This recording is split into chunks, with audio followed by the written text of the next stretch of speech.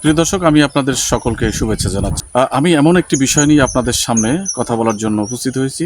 সেটি হলো আমাদের এই কৃষি নির্ভর বাংলাদেশে কৃষকদের নিয়ে বর্তমান সরকার যে পদ্ধতি প্রক্রিয়া বা পরিকল্পনা গ্রহণ করেছে সেটি আপনাদের সামনে তুলে ধরার চেষ্টা করব।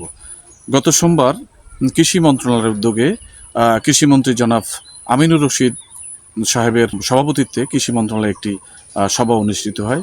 সে সভায় বাংলাদেশ সরকারের অর্থমন্ত্রী সহ এবং বিভিন্ন দপ্তরের যারা একই কৃষি সংশ্লিষ্ট রয়েছেন অনেকেই এই সভায় উপস্থিত ছিলেন। তো সরকারের পরিকল্পনা অনুযায়ী আমরা দেখেছি যে গণপ্রজাতন্ত্রী বাংলাদেশ সরকারের প্রধানমন্ত্রী জনাব তারেক রহমান 20,000 কৃষককে কৃষি কার্ড প্রদান করবেন। তো এই যারা কৃষি কার্ডের সুবিধা পাবেন প্রত্যেকটি পরিবার 2,550 টাকা পাবেন প্রতি মাসে।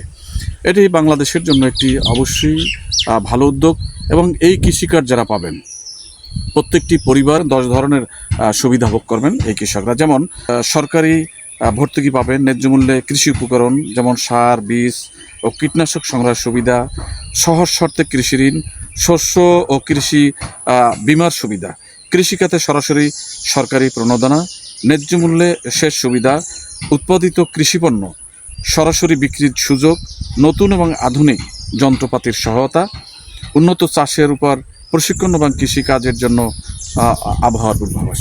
এটি অবশ্যই আমাদের দেশের জন্য একটি প্রশংসনীয় উদ্যোগ। কিন্তু এই আশার সঞ্চারের পরেও আমাদের একটি বিষয় থেকে যায় যে এই 20,000 যে পরিবার কৃষি কার্ডের সুবিধা পাবে, এই পদ্ধতি প্রক্রিয়া যারা উপকারভোগী নির্বাচিত হবেন, এই উপকারভোগী নির্বাচনের প্রক্রিয়া পদ্ধতিটা কেমন, এটা আমাদের একটি ভাবার বিষয় রয়েছে। এবং এই 20,000 কৃষক যারা কৃষি কার্ড পাবেন, এখানে কোনো রাজনৈতিক প্রভাব থাকবে কিনা, প্রভাব আসবে কিনা, সেটাও নিয়ে আমাদের একটি শঙ্কা রয়েছে।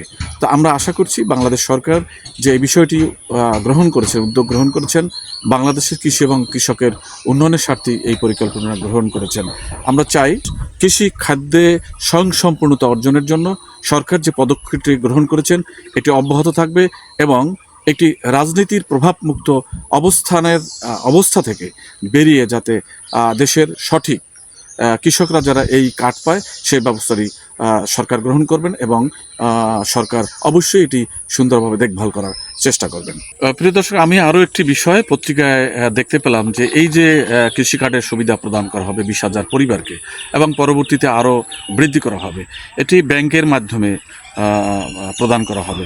তো আমাদের মধ্যে এমন কোনো শঙ্কা সম্ভবত দেখা দিবে না, শঙ্কা থাকবে না যে এটি কোনো ইঞ্জিনিয়ারিং কোনো বিষয় থাকবে। সরাসরি প্রান্তিক পর্যায়ে কৃষকরা যাতে উপকারভোগীরা এই কার্ডটি পায় সেজন্য সরকার যথাযথ দেখভাল করবেন এবং তৃণমূল পর্যায়ে যারা এই কার্ড সরবরাহ করবেন বা মনিটরিং করবেন, সেক্ষেত্রে বাংলাদেশের যে কৃষি ডিপার্টমেন্টের কতগুলো দপ্তর রয়েছে তাদেরকে সম্পৃক্ত করে একটি জবাবদিহিমূলক যে কৃষি ব্যবস্থাপনা কৃষকদের জন্য যে একটি সুন্দর উদ্যোগ নেওয়া হয়েছে, তাদের জন্য সঠিক কৃষকরা উপকারভোগী হিসাবে অন্তর্ভুক্ত হতে পারে, সেই বিষয়টি কিন্তু আজকের কৃষকরা ভাবছে। আশা করছি সরকার এই বিষয়টি ভালোভাবে লক্ষ্য করবেন এবং সঠিক এবং যথাযথ পরিকল্পনার মাধ্যমে সঠিকভাবে কৃষকদের নির্বাচন করবে।